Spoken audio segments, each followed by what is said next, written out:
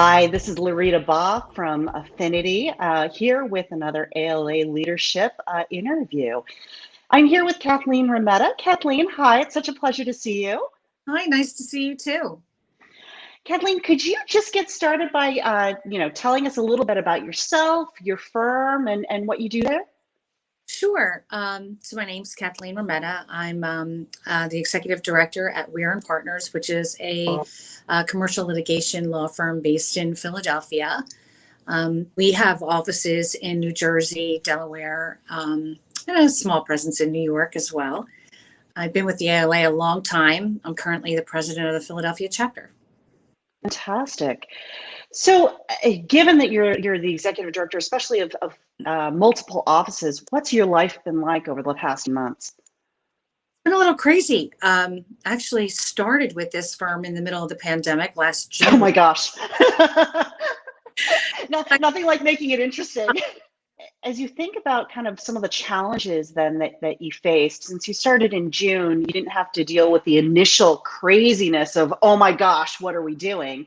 But I'm sure you faced your own challenges, for the second half of the year. What were those, and what did they look like? We definitely had some technology challenges in the beginning. The firm is a smaller firm, so we had things like no laptops, not really the ability to work remotely. We had some challenges with our phone system. So it was challenging trying to figure out not only the new firm and the dynamic and who was here and who had been furloughed, but, looking at what we needed to accomplish pretty fast so that we could, keep business going. So, how are things for you guys now? Are you starting to? Are your offices starting to open up? Are people going in? You mentioned earlier that you're in one of your offices right now. Yeah, so I've been in since the beginning. I haven't stayed home. I've been in. I have a handful of partners who still come in, but our office did officially reopen. Everyone's getting used to, like I said, we rolled out some new technology, and everyone got trained kind of on the fly at home. And so yesterday they said maybe now that we're back in person, we can actually do some hands-on, training with the IT department. And I said, yeah, sure, we'll make it happen. So so it's been good so far. Everyone's been back. I'm in a different office today, so God knows what they're saying about me when I'm not there. I'm sure it's all good things. Yeah, I'm loving it. Yeah. So, I mean, you mentioned adopting new technologies. Now, was that a result of things that you identified as being missing, or is that to adjust to kind of a new reality that you're looking to move forward with? What are some of the things that you guys adopted? Well, some of the things we adopted right away was some new security measures. Mm-hmm. We didn't really have anyone working remotely when the pandemic hit, so they quickly put together some ways to remote desktop features, and we did not have a two-factor authentication in place. We did Sure. breaches, some security issues. So we put that in place pretty quickly. We added some software. We rolled out laptops for everybody so that they're able to work remotely, set up a secure VPN solution. And one of the biggest things that we did was we changed our phone system so that, it's seamless, right? So we had an old-fashioned phone system with the reception answering the phone, and with no one there was nothing we could do except take an old school message or shoot an email. So we changed that and put in place some their favorite thing in the world is some security testing. So it's important, though, even though everybody hates it, it's so important. It really is. And it's crazy how many times people look at it and they said, they're like, well, Kathleen, you sent me this email from HR. I'm like, do I have an HR email address? I don't have an HR email address. Right. So it's not for me. Right. So, yeah. So and then when they fail it, they have to do a 2-hour kind of training thing. And, and I failed it. I failed it the other day. I failed it. I failed my own testing. Well, but that's exactly right, right? I mean, I think it's easy for any of us to get complacent. I used to work in an email security company, and some of these, they're just so sophisticated, so good at this point that it doesn't matter who you are or how skilled you think you are. In fact, you're probably at greater risk if you think that you know it all, Yeah, right?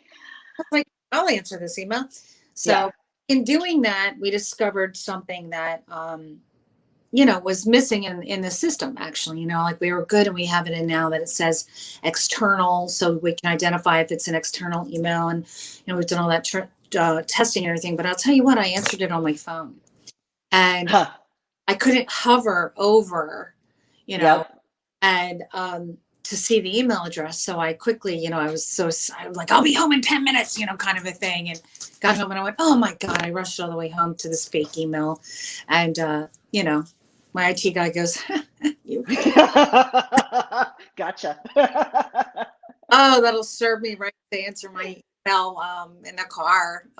So We had something similar. We had a request that came in through our website contact us form, which and it was like, hey, we've identified some pictures on your site that are mine and are unlicensed. I'm about to open up a lawsuit. I haven't been here forever, so I was like, that's a perfectly reasonable, legitimate yeah, thing that could have happened, yeah. and I almost fell prey to it. Right? Only because I think I used to work in an email security company. I was like, but I had never seen the tactic before, No, I've never you know. seen it. So it's like, growing sophistication constantly. My God, well, they're asking things like, how are the kids? Did, Right. daughter have her baby? And you're just like, what? How do you know these things? So, Yeah. Yeah. um, yeah, but so we've gotten good at identifying it, but not so much via my phone. There's always learning. So, you mentioned that you invested in some laptops, you've invested in a lot of technology.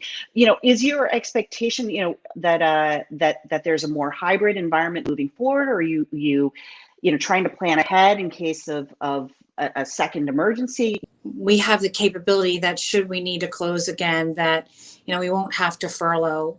We'll be able to Mhm. working. Everyone is up and running. Um, I have attorneys that are more comfortable working at home now, and they're able to do that. Um, so it's good. You're having bad weather. We're right in Philadelphia, right near City Hall. So sometimes there's um, yeah, something happening at City Hall that maybe is not so great. So I want people to get out of there faster, so they can, if I get word that that's happening, then they can just on that day be safe. Yeah. Yeah. Gives you a little bit more flexibility for sure. Exactly. Yeah. Now that I know it's over and everyone is on their firm issued laptop and not their home PC that Right. they're on, I feel better. So, I'm curious, as obviously there's a whole lot of work that you've done kind of as a result of either improvements that you identified as a result of all this, or things that came to light. Are there other initiatives that you're looking at? Are there things that, maybe the firm had planned last year that got put off, or that additional initiatives beyond the ones you've already taken that you're going to be focused on for the next 6-12 months? So we're going to be looking at just our technology overall and see if we need to do some upgrades, make sure that we're using current cost-effective software. Did you just hear that hum? Um, because there's always something new out there, and this is a smaller firm, so Sure. people don't like change. So we have to see taking baby steps and trying to put some things into place regarding calendaring solutions for our litigation department, things like that. So we're taking a look Yeah. at office products and things to help us work better and more efficiently.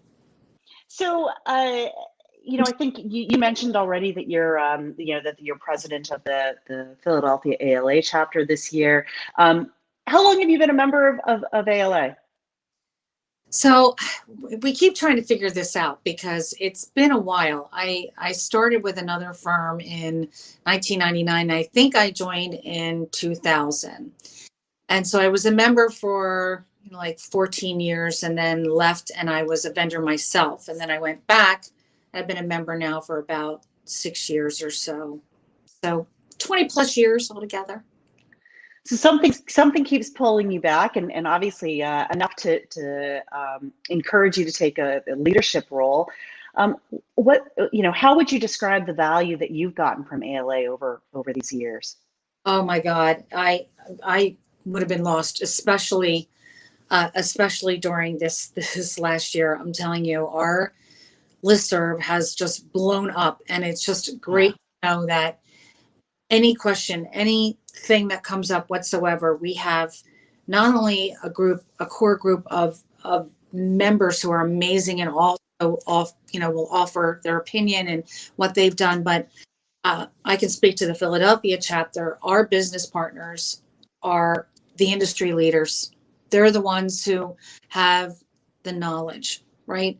And so I all the time, it's like, they really are not vendors. You guys really are business partners.